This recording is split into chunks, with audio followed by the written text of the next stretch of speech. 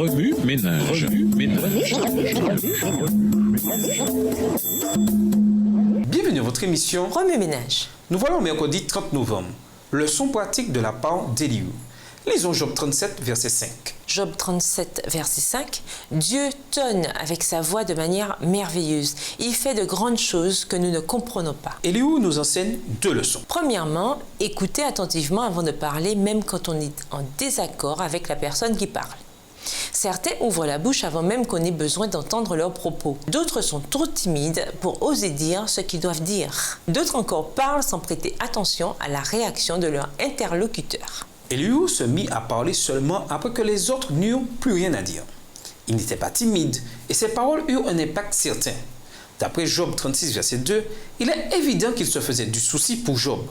Patiente encore un peu, Job, pour que je t'instruise. J'ai encore à parler pour la cause de Dieu. J'ai déjà travaillé pour un homme qui m'a dit « Heather, quand je me suis rendu compte de ce que ma capacité d'écouter me donne, j'ai fait de cette capacité une priorité. Je veux aussi tenir compte des réactions des autres.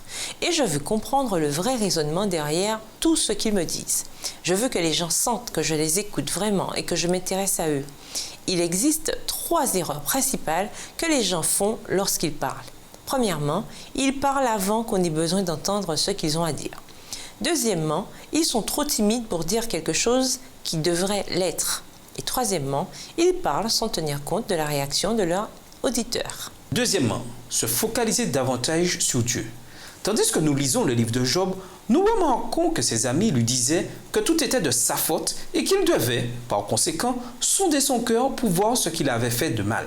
Lorsque nous sommes dans une situation erronée ou mauvaise, il est une chose dont nous nous passerions volontiers, la réprimande. Cela se comprend car elle ne fait que nous rendre davantage misérables. Élihu cependant décida de se focaliser sur Dieu.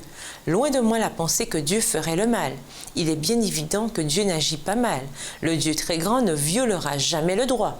Job 34, les versets 10 et 12. Il ne retire pas son estime aux fidèles.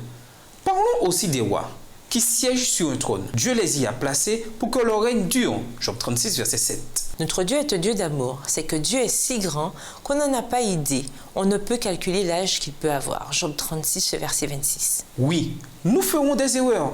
Certains nous blesseront et des accidents se produiront. Que faire dans ces circonstances? Focalisons-nous sur Dieu. Remue ménage.